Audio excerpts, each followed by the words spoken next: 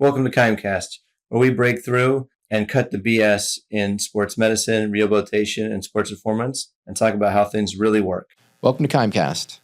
Russ Dunning, Evan Hauger, and I think this is the first KIMEcast episode without Tony. Yeah, rock on. Rock on. Party. We'll see. Maybe this is maybe we're kicking him out. So what I want to talk about today is learning and kind of continued learning in as we go through our career. And I would say that, we learn in school and there's continuing education courses, but we've got to find other ways to learn. So I personally have found lots of ways to learn on myself, having injuries and having problems and things that happen. And not even just that, like training and adaptation, I think too. So maybe a little story time today. Oh, do it. Yeah, yours is a good story. I have a couple. But you got to start from the beginning, though. Yes. So just don't start at pickleball. You got to go before. Yeah. Well, before pickleball? Well, yeah. You got to tell the story. You got to act like if you were a patient seeing a PT, you say, well, these things happened. And then the PT says, tell me what's been different in your life. Let's go back 3 months ago. So please tell, Evan, tell the whole story. Yeah, no, that's fair. Okay, so here's why this comes up. There is a relevant recent situation. So the situation was 9 days ago, playing pickleball, which I feel like is the oldest story in the world, right? This makes me sound much older than I feel, I think. And I was playing with my wife, so that's like, I don't know, that's even worse. Though she played college tennis, so, that helps a little bit. Okay. But, and it was singles, because doubles would be pathetic, so it was singles, right? So, moving back and forth, and it was like a stop, lunge, reach, rotate, and like I immediately felt like pop, feeling in dead center in my back. I've never felt anything like that. I had a spondy in high school, but that's all extension based. So anyway, felt that immediately, basically in the moment, immediately could not bend forward. So like kneeled down to pick up the ball, walked over to my wife and was like, I think this is it. We're leaving. She's like, you're quitting? And I said, no, like I'm done. And she's like, does that mean I win? And I was like, no, we'll figure that out later. So then it was like radicular symptoms down the right leg pretty quickly. That day, really couldn't put any weight on it, and on my right leg, and when I did, I had like autonomic symptoms, like sweating, like nausea. Throw up? Yeah, like nausea. And I haven't felt that with an injury ever, other than when my shoulder was completely out of the socket. So that's the only time I felt that. So I was like, oh, this is probably like significant. Yeah, significant. Probably the real deal. Something ripped. Something's giving you a feeling that's something ripped. Yeah, and my body told me immediately, do not bend forward, do not flex, do not bend forward. So then going through those like acute inflammatory phase early on, I was thinking, okay, what am I going to learn from this situation? What are the big rocks to move in the beginning? So you said tell the story of before. Truly, what's been different in your life? I mean, not much different. Truly. Are you swinging a heavier bell? No. I thought you were going for the 4-star. But I did that last year. Same thing. I feel really good with the swinging. It's significant, though. It is. Yeah. Like talk about that stress. So over the last, it's not a light bell. It's not nothing. Okay. But yeah. So over the last year and a half, using a heavier kettlebell for swings, that's for sure true. What heavier kettlebell, how much weight? So it's 40 kilos. Okay. So that's 90 something, 90, what is that, 90 pounds. 90 pounds. Yeah. And how many swings are you doing? In a week, a couple hundred. So about 3 training sessions a week? The swings? 2 to 3, yes. And about 100 each session? Ish, yep. Ish. This is an extremely heavy bell. There's not too many people on the earth that can manage that heavy of a bell at that type of volume for as long as you've been handling it. True. Very, I'll call it superhuman strength. Fair. Maybe why we're here. It's something that we can't put on the table. It's a lot. Now, for sure. Now, I think there's that thought of like, I think you could use the phrase, what doesn't kill you makes you stronger. Right. I think that's a nice phrase, but also sometimes, being very tough on the body comes with just good old-fashioned risk. Yeah, for sure. Yeah, I mean, there's definitely risk with that. Yep, I would agree. And I've swung that bell before, and I've never swung it as much as you've swung it, largely because I just don't have the strength for it. It just requires. I weigh more than you, so I've got a little more leverage. But it's legit. Yeah, it's legit. Yeah, it's taxing at that type of. Oh yeah. volume.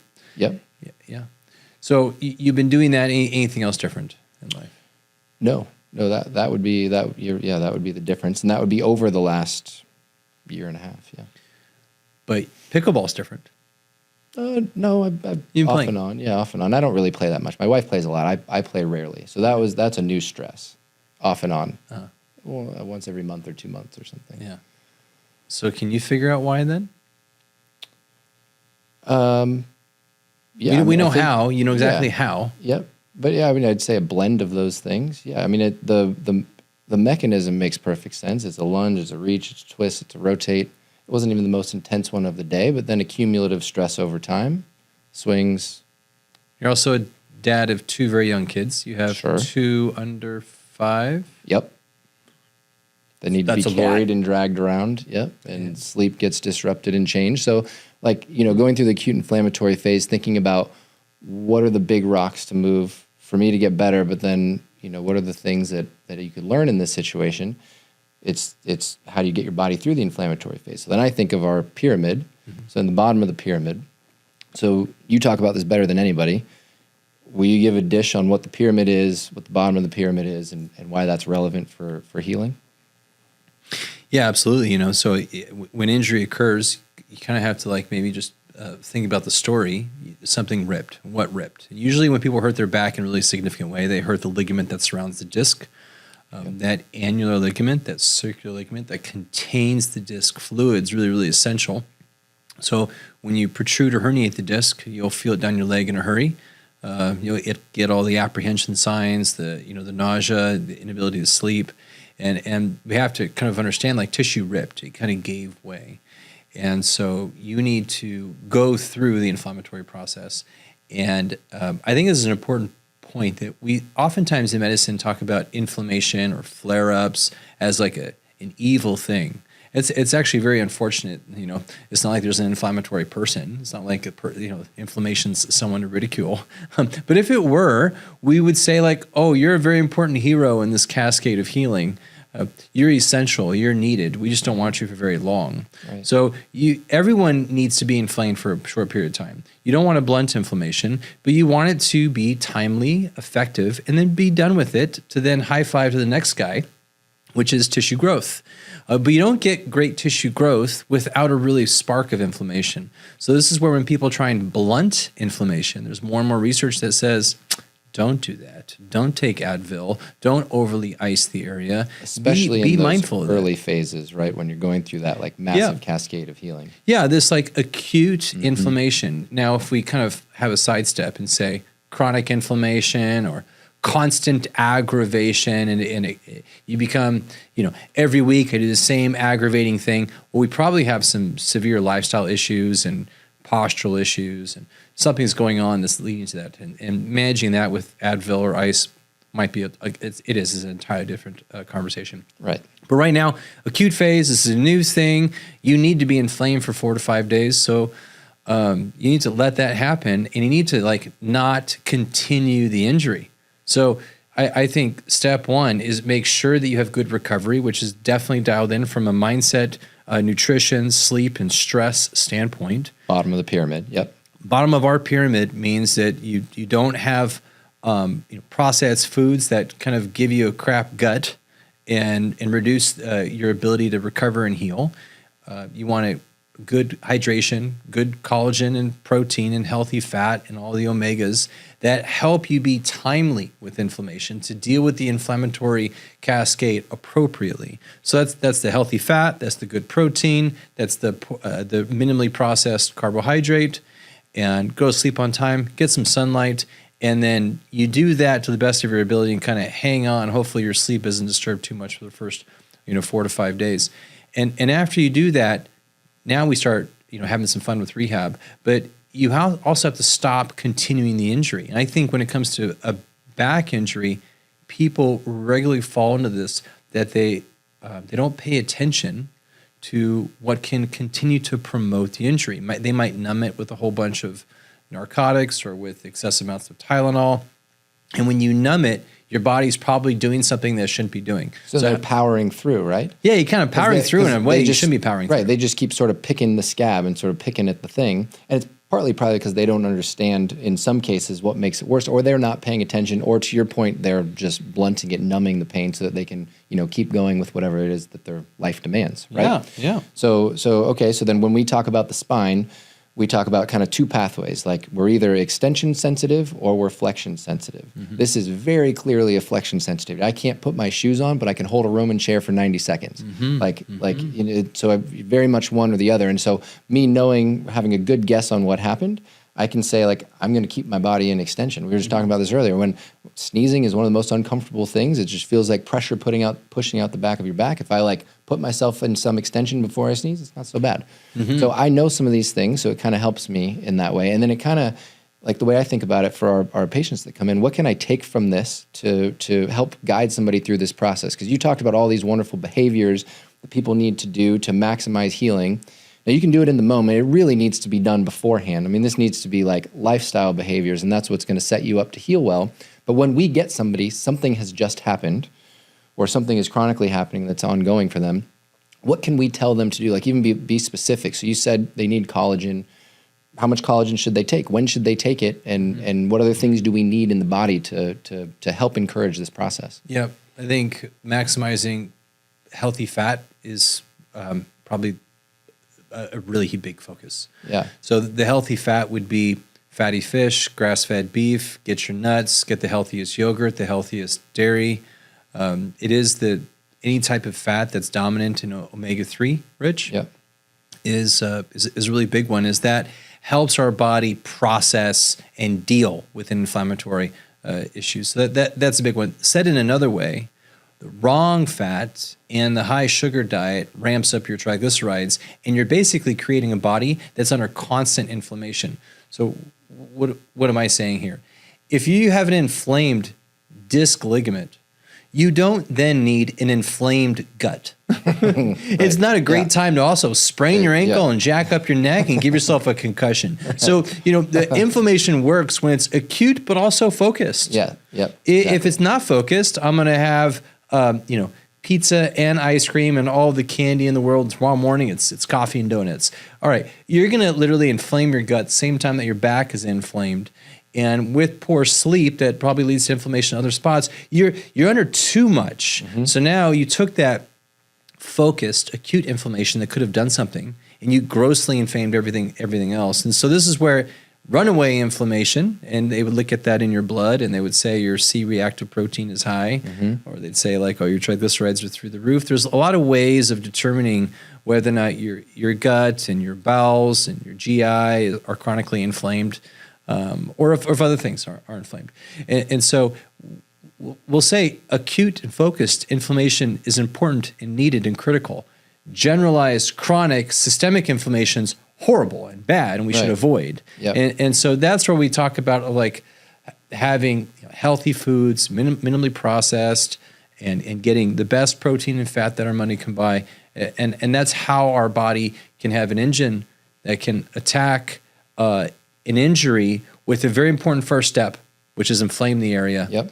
And then in that inflammation, your body chews up the broken, the bad tissue that got ripped, and process that right through the pipeline, and then cues, and a very important cue that says it's time to grow. We need to heal this area. And it only has the opportunity to heal only if the tissue is not being aggravated under threat aggressively, constantly. Right. And that's where you being mindful of your posture, mindful of your body position, and you usually using an avoidance strategy for the first phase of healing. And probably to your point from earlier, important to not like just numb the pain, so you can kind of let the pain be your guide to some degree. Pain, pain's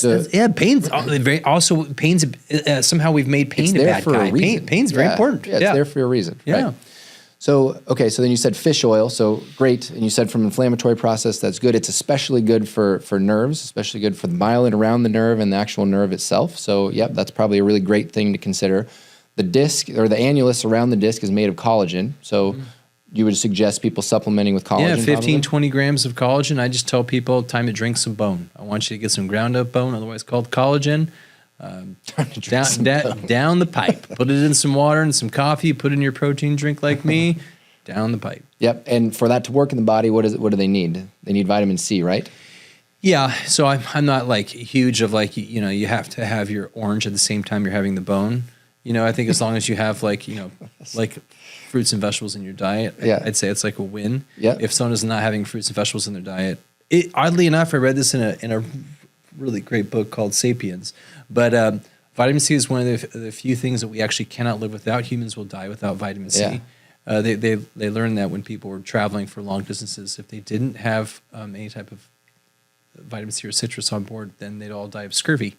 So nice. Vitamin C is critical for life. It's also critical for everything. So you should have enough. Have some fruits and vegetables. And Great. Call it a day. I remember Keith Barr's old research that was, take the sugar-free Jell-O, put it in the sheet pan, and put little blueberries in it. So there's your vitamin C. There's your collagen. That's the Jell-O. And so all the runners would make that and cut their little square and eat their square before they did their stuff. I think the vitamin C is really a key thing. When we were, this is a side point. Whenever we talked about any kind of like a diet, and you kind of think of, could you solely exist on that? I think people get really dogmatic on their diet, as if I don't know, any type of diet is a religion. It's all or nothing.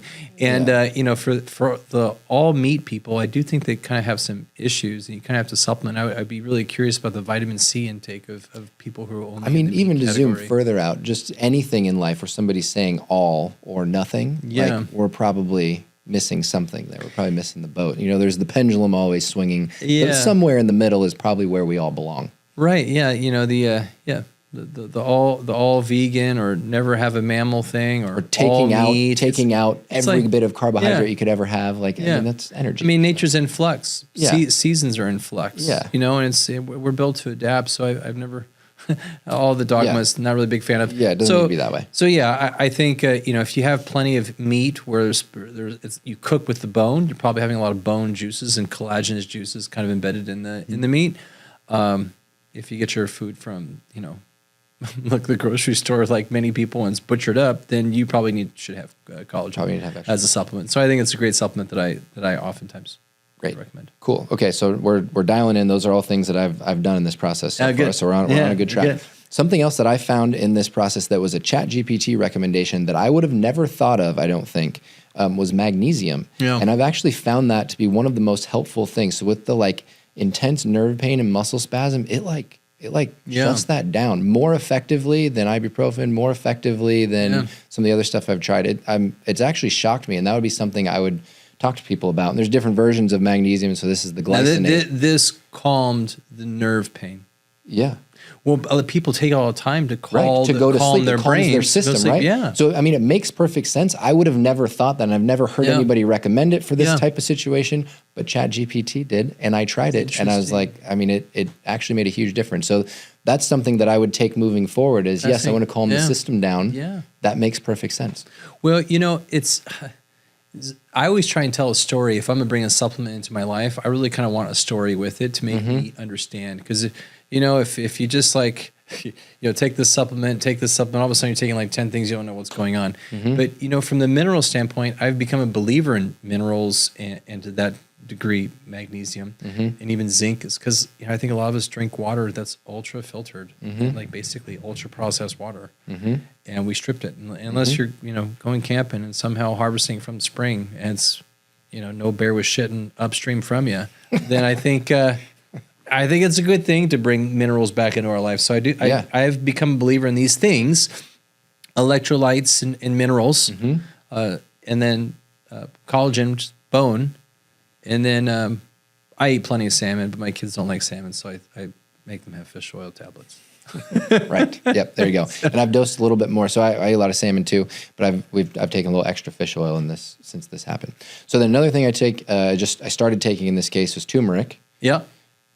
Do you have experience with that?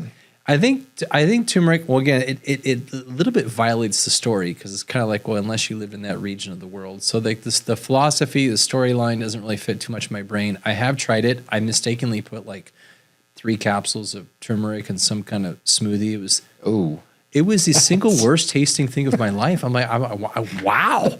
They make it in pill form where you don't have to taste it. Well, if you took the turmeric root and did some shavings and made a tea out of it, it's horribly disgusting at a dose that people call therapeutic. So the research would say 3 grams. So here's the research. 3 grams of turmeric will have a powerful impact on inflammation. Like 3 grams is a lot. You know, if you do the same research for omega-3s to help reduce inflammation after a spike of inflammation and you want your system to calm down, 3 grams of omega-3, you get that exactly in a slab of fatty fish. 3 grams of turmeric, oh my Lord, I'm trying to think of how this person would eat such a root unless you package it in a capsule and you down it with some water. So I have done it. I can't tell you I felt the difference of it. I do tell people it helps, but I usually kind of say like, hey, I either take fish oil or take turmeric, one or the other. Sure. But I think you got to take a pretty strong dose to like have it be effective. Yeah, I think that's probably true. I basically came to that because I was relatively desperate in this situation. So this injury happened Saturday, a little over a week ago. By Wednesday, my foot stopped working. Oh, so yeah. I couldn't dorsiflex my foot. I had a hard time getting my heel off the ground. And I was like, all right, there's pressure on the nerve. Yeah. And it came later. So in my mind, the story I'm telling myself is fluid pressure. So let's tamp that down. And it's worked. So I have had, my foot is fine now. So I really only had 24 hours where that was the case. But more powerful anti-inflammatories like that took that down. And I don't need the anti-inflammatories now. Yeah, so, okay, to repeat, you didn't take any Advil. You didn't take any Tylenol. You didn't take any Tylenol narcotics. isn't an anti-inflammatory, so That's it right, would be pain worth reliever. your time anyway. Pain But reliever, right. yep. I didn't take that, nope. Okay. Didn't take any other drugs. Nope. Okay. Cool. Cool. Except I have started one thing. So you and I talked about this last week a little bit. So on Friday, I started taking some injectable peptides. So Do tell. DPC 157 and TB 500. And it's dosed for me. So actually, the Megan Babb, the doctor at Thrive Primary Care in Folsom, shout out to Megan. She was super helpful and extremely responsive to me for this. So this is outside of that first 5-day-ish window of that inflammatory phase.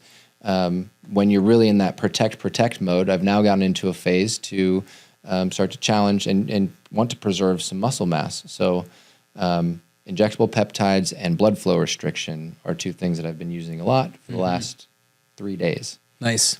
And it's injectable. You put it... You do it in like an insulin needle, so it's subcutaneous.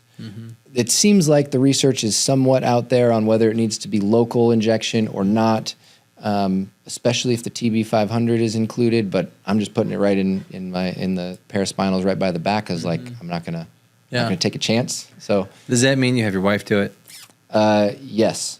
I did try. I tried one. It's quite hard to It's quite the reach around. In the mirror, you stick yourself, and then you're trying to plunge it. The needle bends, so that doesn't work very well. I've never injected myself before. This is the first time, so I'm not really a pro. So yes, my wife's helped me with that. Yeah, but she enjoys because she gets to stab me in the back. I'm so glad that Dr. Babb is really taking this bull by the horns. I think, and I know there's other doctors in the space, and they're growing because it's a hard. It's sort of junky. I've done a lot of research now. It's junky, and I have some friends that have started doing this for similar and other types of injuries recently, and they're going, they go online to a website that has it, and they have it as a hydrolyzed powder. So they buy the powder, and then they have to buy a bacteriostatic water. They have to mix it themselves, pull it into this. That's starting to feel kind of sketchy. Yeah, and they're not FDA approved in those situations, so you don't necessarily know what you're getting. I mean, that makes me really nervous. So doing it in conjunction with a doctor who can get it from one of the reputable sources, which apparently, according to Megan, there's only 4 or 5 in the country that have pharmaceutical grade. So wow. I don't think I would do it the other way. Well, this should be a booming market. From what I understand, the way I explain to people is these peptides are naturally occurring in the stomach. Yep. When you are injured, the body calls these to the scene, and these peptides then cue growth to happen. It's not like inflammation; it's a peptide cueing. So I'm not going to try and correlate the two, but they're naturally occurring. And I think when people take them, they're scared. It's is it like testosterone? Is it like growth hormone? It's way different. There's really minimal side effects besides the actual doing of the activity. It seems like there's virtually no side effects. Yeah. I got a lot of my information from Dr. Huberman. He did a great podcast where the doctor spoke for 3 hours on peptides. People are very much into the GLP-1s for weight loss. This is in a similar branch of medicine. It just happens to be more guided for healing. And so I think it's one of those things that's really come out in advanced sports medicine that's made its way to general outpatient medicine. And it's going to continue to shape how people manage injuries. But one caveat is there's not tons of human studies. Most of the studies are done on animals to this point. And so in professional sports and NCAA sports, this is a regulated and banned substance, actually. Yeah. And that's mostly because of some of the unknowns. And there's this burden of proof that we have to have in our country for things to be used. So. Yeah, well, I think that's all coming. I think you're going to see a lot more research behind it, because this is one of those things where the consumer's driving the market. And I think that's changed with, I would say the internet, but it has more to do with like the forums and social media of how quickly trends can capture a nation. If it gets on a popular podcast, people start taking it before their doctor even knows about it. Yeah, I think that's already happened with this, right? The amount of websites that I found that sell this, it's a tremendous amount. Yeah, and the protocols are like all anecdotal. People, that's pretty much right. What it kind of came down to, most of the research looks like BPC is every day, and the TB 500 is mixed in there 2 days a week and spread out by 3 or 4 days is essentially how that's mostly set up. But you're right. It's it's sort of. In my understanding of the combo of these peptides, it does two things very good. One, it improves the blood network growth local to the injury. So like local angiogenesis. Yep. Local angiogenesis. And then the other one is it enhances the receptor sensitivity to growth hormone. Yes, which is a big deal. So then that brings us to the next point. So another piece of this is, I think, BPC is very active early on in those first 5 days, and your body kind of like stops as you start to get more into that proliferative phase of healing. So this is essentially keeping more of it around, because you get the most growth and the most change in those first few days when the inflammatory process is at its peak. And then there's pro-inflammatory marker that starts to leave the area that stops signaling for the BPC to come. So this is just us putting more in the area to continue that kind of stronger healing. But a big deal about what you said with the open receptors for growth hormone. So we do that, and then we do something like blood flow restriction to maybe put some more growth hormone and allow for more protein synthesis. And so you kind of have this like pumped up blood with more receptors for the attachment. And you imagine trying to create an environment to heal. That would be kind of the best way to do it, probably. Absolutely. Yeah. Yeah. BFR stands for blood flow restriction training. You do smart BFR or smart muscular fatigue type work local to the area. Yep. And Roman chair for 90 seconds. Yeah. This is quite literally putting what we do on steroids. It's like kind of an odd phrase, but we're putting it on peptide. That's gonna be the new phrase. That's right. Yeah. PT on peptides. Right. PT on peptides. Right. Yeah. No. All of these same things we just talked about could all happen without the peptides. And I've just, like you, have had many patients, many clients, and a bunch of my friends try this, and I've seen variable results. Some people take them orally, which I think we're seeing is probably maybe not viable. But I had seen some people make some, what I would say close to like miraculous recoveries. And that's anecdotal. I'm not citing research. I'm citing what I've seen clinically, like things that I wouldn't expect and speeds of people changing and healing in ways I wouldn't expect. And so then when I have this problem that happens to me, I want to figure out if this is viable. And if I do it and I see a change, that helps me in my learning process. Yeah. We all want to do things that help us heal the fastest relative to what, where we are in our life at this moment. Right. The 18-year-old heals a lot faster than the 40-year-old. That's the truth. But the healthy version of you heals faster than the not so healthy version of you. And these things, whether it's exercise and sunlight and supplements and taking peptide, it is trying to just uptick cellular turnover, cellular growth and maturation, and this helps us, helps you get back to, maybe at this point you're going to be doing the Kettlebell Resilience Program in October.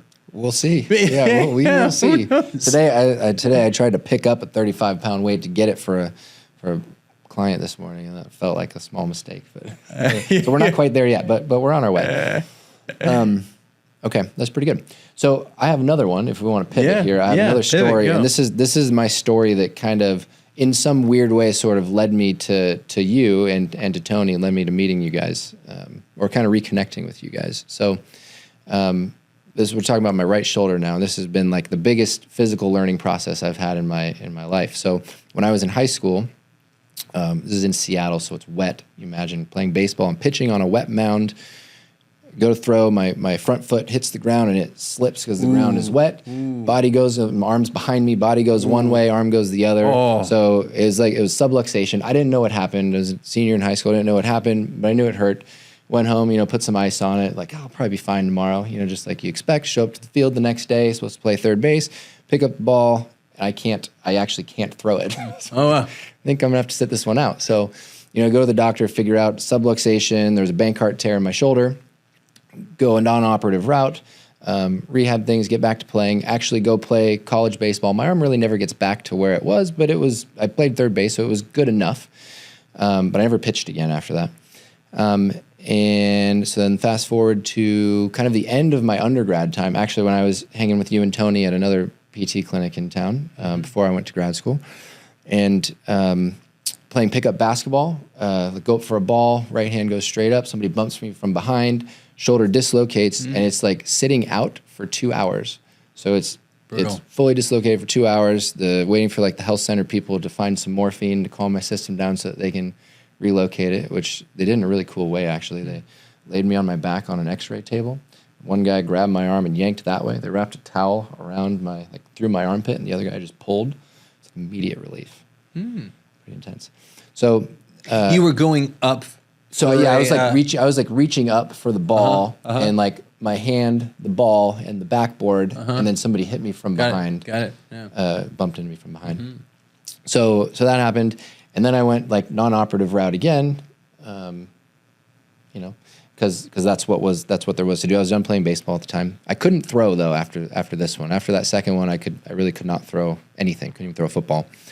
So then it happened again, playing flag football, grabbed a flag. At this point, it's pretty slippery, right? So I grabbed a flag and the person's shorts at the same time. They kept going, so did my arm. Body didn't, so dislocated. It was out for a couple hours again. This time they reduced it a different way. And that point, it's like, okay, I gotta go probably get this fixed. So I go get one of those arthrogram MRIs. They're pumping dye into my shoulder, and I knew enough at this point I'd had these before and didn't really know what they were doing, but at this point I knew enough to like. The lady's like pumping the dye in there, and she's like, wow, that's a lot of dye. I've never got that much in there. And in my head, I'm like, that just means that it's just leaking everywhere. So no wonder my whole arm feels cold. It's just going everywhere. Goodness. So anyway, so then they go, they fix the Bankart, have surgery. Yeah, surgically fix the Bankart, do a capsular shift because it had gotten really loose. And go through that rehab process on the other end of that. This is right before PT school started. And I still couldn't throw. So I got through that, and I couldn't throw. They tightened it too much, so I could not get into layback. I couldn't get into external rotation there. And I think there's other pieces to this too. So, the traditional rehab back then, this is like 15 years ago, was, you do your Job stuff, you do the tubing, then you push and you pull. And if you're a baseball player, you never push anything over your head. Yeah, you don't do it. That was like blasphemous. You're not allowed to do that, right? Nor bench press for that matter as well. Or bench, yeah. You weren't allowed to bench. Maybe you do some dumbbell bench, you do some push-ups, but like you're really not doing a lot of pushing. That's super right. You row a lot, and because my shoulder had gotten so slippery, I stopped being able to hang and like do pull-ups. I just couldn't get myself to that spot. Yeah. So then after the surgery, you're working through all of that. So you go through that process again, then you move fast with some medicine balls, and you're like, I still didn't feel prepared. Like it felt like, even if I didn't know there was a missing piece, it felt like there was a missing piece, and sort of in your head, you resign yourself to, just screwed, right? Yeah. So then I go on fast forward through PT school, keep trying different things, like still can't throw. Like it just doesn't work. It's like painful. My arm doesn't get to the position to be able to throw. I go to my last clinical rotation in Boston with Mike Reinold at Champion and Lenny McRena. And they were great, and they talked about this concept of dynamic stability, but they always did it with like their manual PNF stuff, but they still did all those same exercises in the gym. I'm like, that's interesting. There were two strength conditioning coaches at Champion, and then I got to hang with Eric Cressy and a bunch of his people that were working at his gym, which is also in Boston, and a bunch of them were going through the Strong First certification at that time. So I kind of got inspired by that because I worked out with them after work or before. I didn't know that. So Eric's group, they were big into Strong First? This is like 15 years ago, but there were two strength conditioning coaches at his place that were doing that. I don't know that he's ever done it, but there were two people at his place that were, and there were at least Kiefer, there's at least one at Champion that was doing it at the same time. And then kind of a group of their friends that were all preparing for this. One of them had done it and others were preparing. Do you remember their names? Kiefer Lammy was one. He's the only name that I remember. He'd finished the level 1 by the time I was doing it. Okay. So he's like taller than me, big, huge dude. Yeah. He probably would have been over 220 swinging the 28. Yeah, the strong first, no joke. That's a little bit different than our kettlebell program. They do a lot of they do hard snatches inside of 5 minutes, and if you can do hard snatches under 5 minutes with a 24 kilo bell or a 28 kilo bell, it's a hefty feat. So significant. Yeah. So you get to doing like Turkish get-ups, which I'd never done before, and like pressing overhead, which is something again never ever done before. You know, carrying weights over my head, all these things I hadn't done. I started to feel like my shoulder was changing. You started training in that way while at Champion. Yep. So started feeling all that stuff, sort of starting to change, being interesting, thinking that it to me it felt like arm bars. To me, these things felt like the dynamic stability concept that Mike was talking about, which I started like connecting these dots in my head as like this is the missing piece for me, which means therefore probably for others. And when you first started, you were like 25 pounds overhead. Was that difficult to do a military press? Oh yeah. My shoulder had never been in that position. Yeah, that was difficult. So 10 to 20 and 25 pounds was where you were at. And it made me address like mobility things. Like my thoracic spine wasn't perfect. There were pieces about it that weren't perfect. So it made me go back and address some things that you know I'd overlooked or had been overlooked in people that had helped me. So then go through that. And then I remember this distinctly while in Boston. Tony reached out and said, "You want to come back to Sacramento and do sports?" I was like, "Yeah, I'm coming back." He's like, "Okay, we should talk." And so talk I thought was going to be a phone call, which I guess it was, but I thought it was just going to be me and Tony. It turns out you were on the other end of the line. Gabe Jackson was on the other end of the line, and Vince Minnie was on the other end of the line. And I knew you, but I didn't know Vince and Gabe. And so I'm like, Vince kind of had like a booming, deep voice that was a bit intimidating. Yeah. So I was a little intimidated. But anyway, talked to you guys, that all went well. So then I went and did my research and I looked up who they were. I was like, oh, they did strong first. And I saw, Russ has done strong first too. And I was like, there's some meaning behind this. So I was like, I'm into this. They've done it. Yeah. I have to do this. So that was the thing that's called the meet cute, isn't it? Yeah. Is that like a meet cute in Hollywood talk? Yeah. Right. Yes, exactly. That was whatever it is. But that was one of the things that really made me want to come back here and do this with you guys. So then I came back and then trained with you and Gabe and Vince and Aaron Crouch, who now runs our kettlebell course, which is in October. 2.5 months. Yep, 2.5 months in October in Sacramento. So everybody should go. That would be great. So we all trained, and that was a really great process. And during that process, with all the overhead stuff, working towards the ballistic of snatching. At some point in there, I was playing catch. I had to play catch with a kid in his rehab program. I was like, all right, let's try. My shoulder's feeling different. And I felt good. I was like, this is weird. And I kept doing it. I was like, it feels good. It keeps feeling good. And I was able to do a lot. And to this day, I play catch 5-6 days a week with kids that are rehabbing. How far are you able to throw right now? It's nothing like it used to be. I mean, it fluctuates at different times, but 180 feet is doable. Yeah, with these, huh? Yeah. Do you ever try pitching mechanics? No, I have not let one rip in a long time. Though playing some rec league softball a few years ago, there's a few times where you sort of let it rip, but not just completely. There's still there's still a gear that I probably won't. I don't need to mess with. Yeah, I you touched on so many things there. I think the failure of a lot of physical therapy and rehab and sports medicine has been too much of a safe recipe. Do these safe things that we know challenge the tissue in ways that for sure won't hurt you. Performance was safe too, though. So it wasn't just PT that didn't do that. I played college baseball. Nobody ever told me to put a weight over my head. They told me not to. Everybody told me not to. And avoidance, without good reason. I think, unfortunately, when you have injuries, when you have bad things happen, then the knee-jerk response is, let's just avoid those things.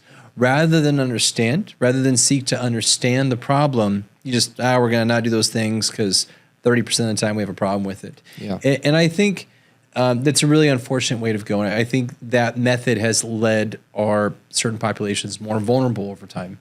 And it's led to the single sport athlete. It's led to the overuse syndrome. It's led to inappropriate strength and conditioning to fortify the body to make it more impervious to injury. And that's unfortunate.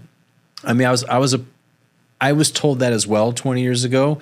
Hey, those exercises are not safe.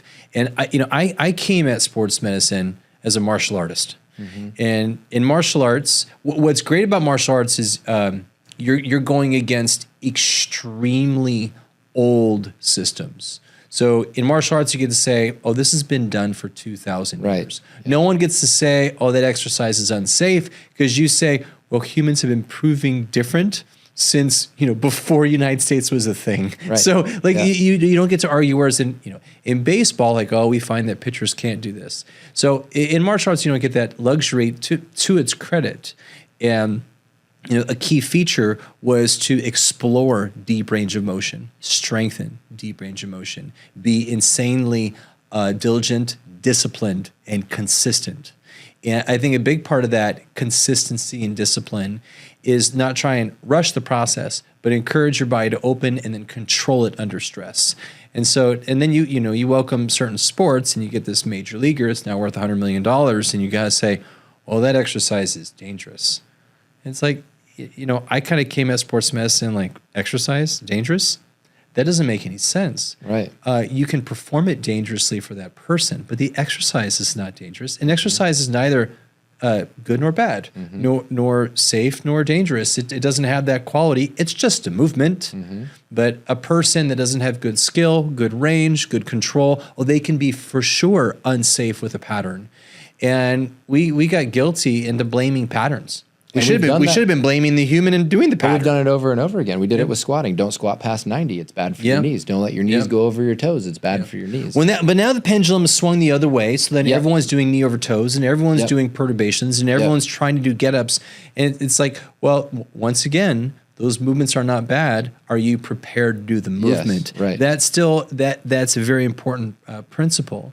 And if you progress yourself, the body can nearly do anything with slow progression. Now, when people say, "Hey, I want to go knee over toe or full inch rotation with my shoulder," like, well, if you have damage in there from old stuff, then you might need to have an avoidance strategy in certain ways. If you have cartilage stuff, meniscus stuff, old dislocations, there are probably certain things you need to be extremely aware of, and that's what we're for, is to help navigate all of the movements out there. But it has been unfortunate for many people to either say this exercise is always safe for everyone, not true, or this exercise is dangerous for all people, also way not true. So both extremes are wrong. Yeah, agreed. And part of what I think this did for me was unlock a new category of exercise, this idea of stability. So Mike and Lenny talked about dynamic stability that they did with their manual stuff, but they weren't really doing it with with the water bags, and which everybody has now, and in kettlebells, like we've done for for a bunch of years here. But I think there is a whole category of exercise there that was skipped over forever, and I do think we understand that better now. I know you've done work like putting together these categories of stability. Can you talk through that a little bit? Yeah. So we try and break up stability, which you can kind of think of. Stability is anti-movement. When something is loaded, can you resist that stress? And so when you're resisting stress on the body in a particular moment in time, you can have strength to that resistance. That strength can be quantified by how hard you can contract your muscles. And we can measure strength. We use what's called a dynamometer to measure strength.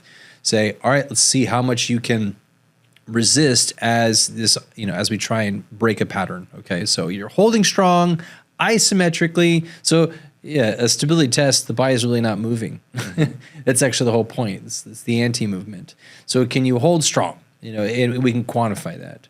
We can also quantify it by how long you can hold it for. So we would call that strength stamina.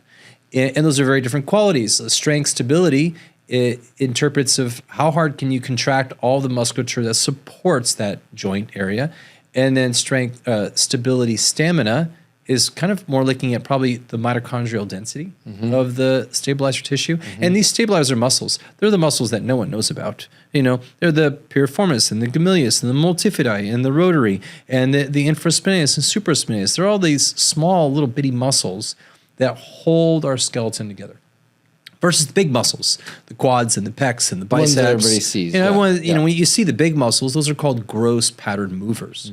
But we're more interested of what are the small muscles that surrounds the joint, because that's what holds our skeleton together dynamically through motion. If you can't hold the skeleton together, it'll rip itself apart, i.e. meniscus tear, ACL tear, labral tear in the hip, labral tear in the shoulder, a dislocation of the elbow, ankle sprain.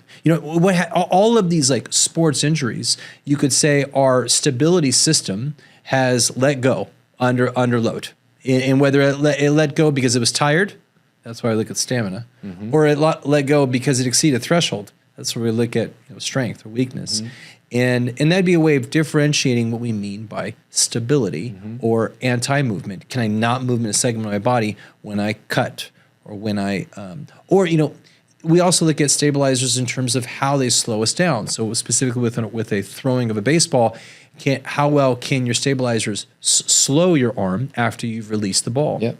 So they definitely are hugely effective in the ability of decelerating stress as well as making sure the joint doesn't move excessively. Right. So that's how we differentiate our two branches of stability. Right. And so thinking about all of those being the category of dynamic stability, how do you, like in the shoulder example, how do you hold the ball in the socket? So there are the static stabilizers like the labrum you mentioned and the cartilage and the joint itself and the ligaments that surround it. And then there are the muscles, so the rotator cuff, which actually centrates the ball on the glenoid. So dynamic stability versus static stability, and those are categories of dynamic stability. So yeah, and within the dynamic, I think the key thing is speed. How fast can you react when the movement occurs? So that like on off kind of thing. Yeah. So you need stabilizing strength. You need stabilizing stamina. And then you need to be able to react fast enough so you can use said stability over and over again in different positions. I think it's a key feature of entire sports medicine. I think, half of all stuff is probably stability. If you don't understand stability, I think you're missing half of all sports injuries. Right, and I think people that come see us, it's often a missing piece because everybody knows to push and to pull and to squat and to hinge, but they don't always know how to support those big movements. They know to sprint and to jump, and sport involves sprinting, jumping, throwing, these bigger, more explosive, powerful movements. It doesn't involve. They don't think of it as involving stabilizing. So I think that is something that we can almost always find as a deficit in people that come to see us. Let me tell you a real example that hits way home. Yeah. So I help many teams in the area, all of our PTs help sports teams. And we do a team testing. And I had a particular young lady that unfortunately tore her ACL at a very young age, at age 14. And when I look back at her data, this is unfortunately probably one of the better girls on the team. She's in 8th, 9th grade going into high school. And when I looked at her data as an athlete, phenomenal strength, phenomenal power. How do I know that? I looked at her low belt squat strength. She had over 3x body weight with a low belt squat strength as tested on a force platform. I looked at her jump. For a 9th grade female, she was jumping about 13 and a half inches, which is one of the better jumpers off of a force platform when you put your hands on your hips. Wow. So she's very elite when it comes to power, very elite when it comes to strength. Then I judged athleticism. This girl had a really nice rebound. So that's what we call athleticism is the reactive strength index, RSI. So the rebound jump, and she was like 1.9, 2.0. So it tells me she's one of the most agile, one of the fastest, one of the most powerful, one of the strongest athletes on the team. And this is the girl, unfortunately, herself. Oddly enough, even though I tested her as a soccer athlete, she also plays basketball. She was playing basketball. It was just a silly move, a little bit bump into someone. Her knee got in a crooked spot and tore ACL. Didn't even look like that bad of an injury, but upon further assessment, tore ACL. So what's going on?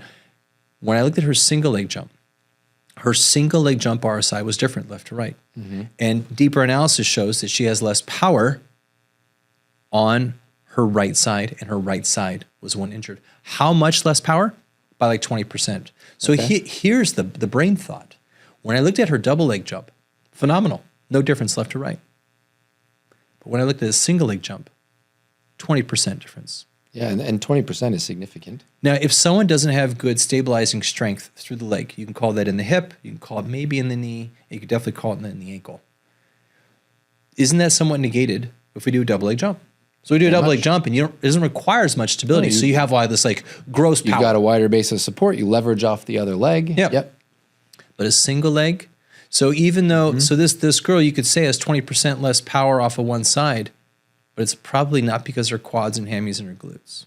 It's not the prime mover's problem. Right. And I bet you if you look at our legs, like why do you have less power when you only do a one-legged jump? When you do a two-legged jump, fine, two-leg jump. And what we're passionate about is doing team testing to kind of find these injuries. And it was unfortunate this girl, that I couldn't influence her quick enough to kind of fix the issue. But this is a case where it has a torn ligament, but it's most likely rated as a stability problem across the entire leg. And I just want to tell you the story. That was a finding I just found. And it's actually pretty deeply upsetting. And I want to use this as, unfortunately, an example. Let's see how many of these can we avoid. And I'm going to try and influence the whole club to think like this, as we think about with all schools and teams. Absolutely. Yeah, and so then you take that data back to the coach, back to the head of the club in some way, and you explain, here's what we found, and here's what we might have been able to do to change something like this, and how we can potentially change the future of the other couple hundred girls in the club playing. Yeah, and this is dynamic stability. Yeah, that's what it is. It's how but that's the key feature here is dynamic stability allows you to have good power. And if you don't have good dynamic stability, your body will not allow the power to occur. It won't be able to express it. People talk about, like the coaches talk about the governor, right? They got the governor, right. Yeah, so the governor's there, and it's your nervous system essentially of all things. If you can't put the brakes on, you're not going to be able to accelerate any faster. So there's a limit on what your body's going to let you do. But I think oftentimes these severe injuries, they do happen to the better athletes. Yes, I think that goes without a doubt, especially at that age. You really start to see the ones that stand out physically, and the ones that stand out from a performance standpoint are the ones that you see with the most serious injuries. And I think when you see these phenomenal athletes at a young age, you're probably seeing a lot of great fast twitch, which allows them to jump high and be explosive. You might just be seeing that. What if athletically you're just watching it fast twitch? And what we're talking about stabilizers, well, that's different. It doesn't require just fast twitch. There's a lot of coordination. There's a lot of stamina component to it that are outside the realm of just like a fast twitch athlete that has great power and great strength. And this is a part of all training that's probably, I love the idea of a governor, but it's absolutely essential for this all to kind of make sense for athletes so that the best athletes don't hurt themselves. Yeah, yep, totally agree. And I think taking stories like that of specific case examples, or taking the stories that I just told about myself, and we take these things and what can we do differently? How can we take this and learn? I would say from the kettlebell experience and with my shoulder, you'd already gone down this path of learning the kettlebells, but we took that and over the last almost 10 years have been teaching this new category of exercises to people. We've done it teaching to other clinicians. We've done it teaching to our patients. And in the beginning, people called us dangerous for putting people in kettlebell arm bars and kettlebells over their head and all these things. And now it's pretty widely done. So I think taking these things that happen, taking that case and being able to synthesize the information and come up with something that we can use is important.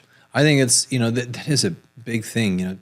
10, 15 years ago, we were called dangerous. So those are dangerous patterns. Yeah. You can do things dangerously, but the pattern itself isn't dangerous. So I think that's, when you spend time learning a skill and then you spend time coaching that skill to other people so they can do it well, that's the best thing we can do for people.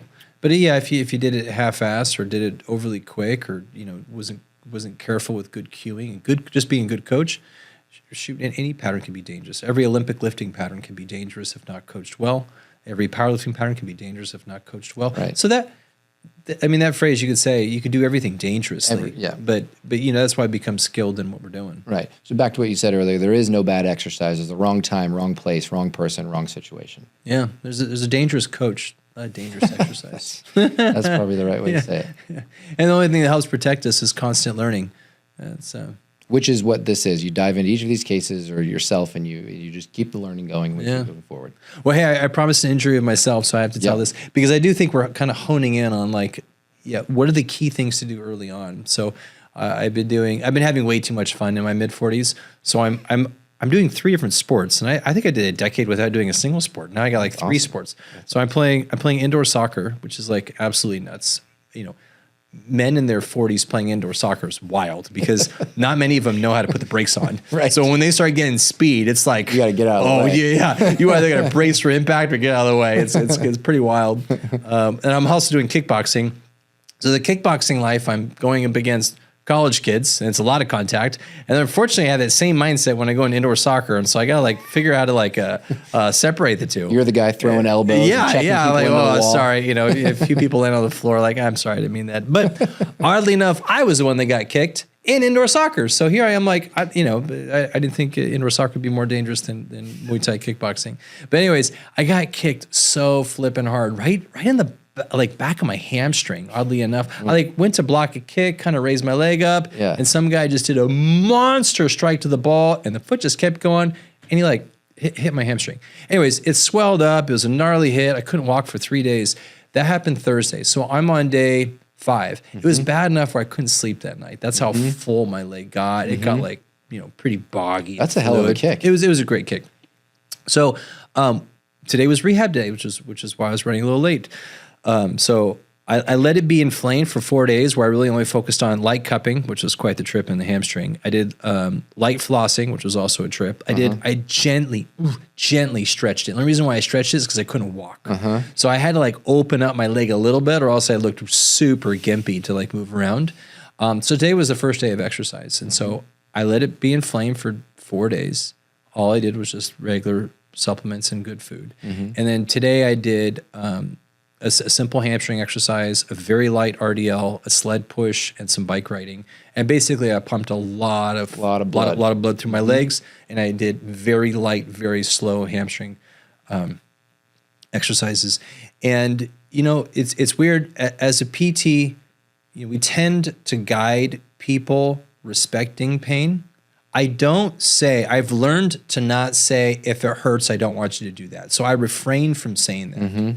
Because oftentimes when people feel some pain, they'll also say, but you know what? It kind of feels like I should do this. Yes. Or it feels like a good pain. Like a good pain. Right. Like this pain's important. It's okay. I can do it. So my growing formula has been, if it hurts on your first rep, I want to know the number.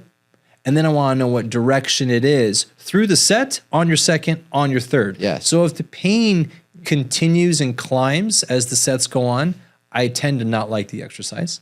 If the pain gets better incrementally, even a little bit, then I'm usually more for the exercise. Yep. And so today, first set was painful across the board. Second set, less. Third set, I was like, man, I can keep going. This feels amazing. But I stopped myself because I wrote up a program. This is what I'm going to do. I didn't play it by ear. But the point is you can work a lot sooner than most people think. They want to wait for way too long. And for me, after day 4, we're getting to work. And some of that, I think, probably comes from fear. What you just said encapsulates a lot of things. It encapsulates the healing timeline and everything we just talked about. You live a healthy life with healthy behaviors, and not just since you got hurt, but you've been doing that for years. So your system is healthy. You've got a great environment for healing. You follow the healing timeline. And yeah, safe work. I mean, you know what the injury is and where it is. It needs blood. You're at a point where we need to pump some more blood. And how do we pump blood? We pump blood with something that feels like work. And yes. I think oftentimes people look to a stretch too early, and then they only do that. Yep. In reality, stretching is out of all of the therapeutic things to do, stretching is probably the lowest benefit.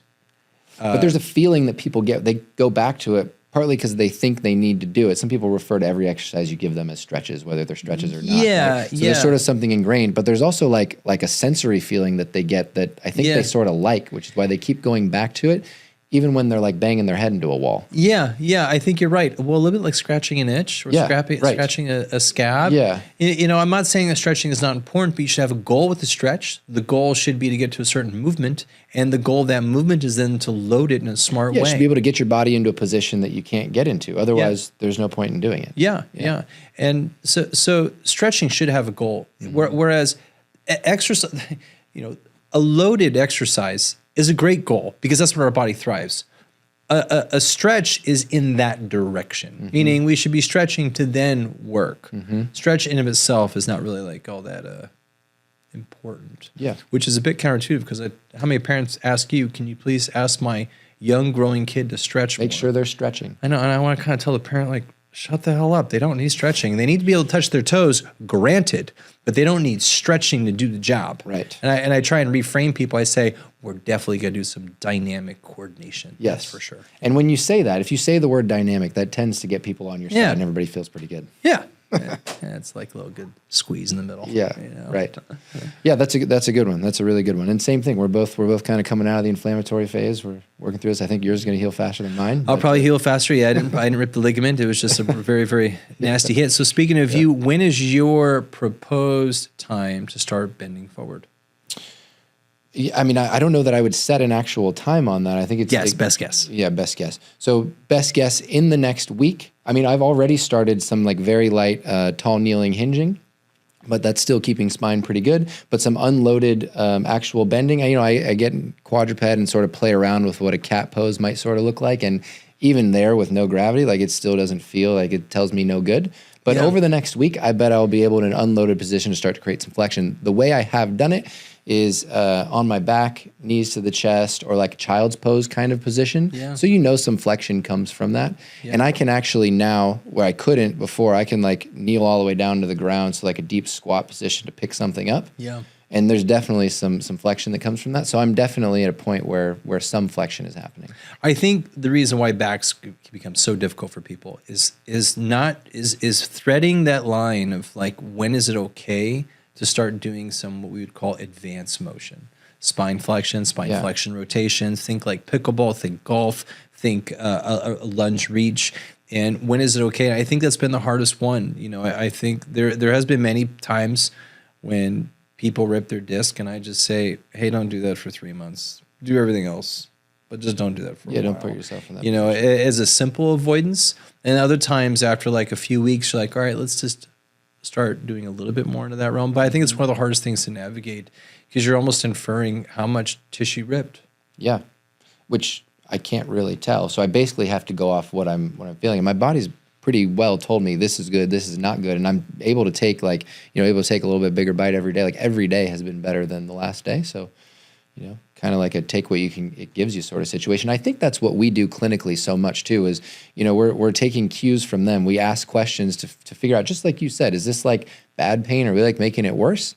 Or is this like, like it feels a little better after I do 5 or 6 of them? Yeah. And so I think those little cues that we're taking from people, it's exactly what I'm doing for myself. Is I'm just taking what it gives me. Yeah, that's a good point. I think it's exactly it. You just have a goal, you have a journey, and then you have benchmarks, and let's just. But I know that I'm out of that main inflammatory process. I know that I can pump my system up now, so I can like sweat, I can work out, everything is in extension. Yeah. But I know that I can push it. The peptides on board, the BFR, so I can push myself. Mm-hmm. Just with Roman chairs instead of deadlifts, or I'm doing it. You got to adjust. Yeah, and then you might stick to 36 kilo bells from here. Yeah, we'll see where this goes. Yeah. Right, but that's possible. I know. I say that in a loving way, because I remember when I was going through, I was strong for certify after my second certification. I felt like I'm unstoppable. I could do it all. And I got a 48 kilo bell for the house. So I had like a 20 kilo, 24 kilo, 32 kilo, and then a 48, which is 108 pounds. And I'm like, I'm just going to crush this thing. So I started squatting with it, get ups and swinging it and trying to push press it. And then like wrist hurt, neck hurt, back hurt, shoulder hurt. I'm like, oh, this thing's really heavy. Well, at some point you got to ask yourself, like, what is it that you're keeping? Why keep pushing? I mean, I like having a challenge. I like, what's the next thing? Keep going. But at some point you got to ask yourself, why? Why? And well, years ago you had a great presentation to the group, and you talked about, you were the first one that kind of like brought out an aerial athlete versus a grounded athlete. Right. And I think that applies to training too. This is aerial training. This is grounded training. And what I love the Kettlebell Resilience program we put together. I love being a part of Strong for as long as I did. And all of that training was very grounded. Very. And I love it. It taught me how to root better than anyone else. Like, oh, this is amazing. I felt like I was unstoppable from a rooting standpoint. But I didn't feel light. I didn't feel airy. I didn't feel like I could, like... Not elastic, not springy. Yeah. So I do think that to become a grounded athlete is good. And then when you've kind of filled that bucket, it's probably good to also then do the other. do the other. Yeah. Just like anything, there's no stress in your life. Even back to the diet even thing you said earlier. You don't do the same thing forever. You adjust with the seasons, you adjust with the time. Same thing with your training. You should probably adjust with the time. I know. I married my wife. I didn't marry the kettlebell. You know? It's okay. We could break up for a while and then I come back to it. You know, like, yes. Yeah, do some calisthenics, go for some runs and some mountain bike rides, play some indoor soccer. Yep. And then around the time for the kettlebell resilience certification in October, ramp back up. I ramp that baby back up and Yep. Yes. That's fair. Married the wife, not the kettlebell. That's right. that's the title of the podcast. Perfect. That's probably a great place to end it. Sweet. All right. Thanks for tuning in. See you next time. Thanks, Evan, for showing up. Good. See ya.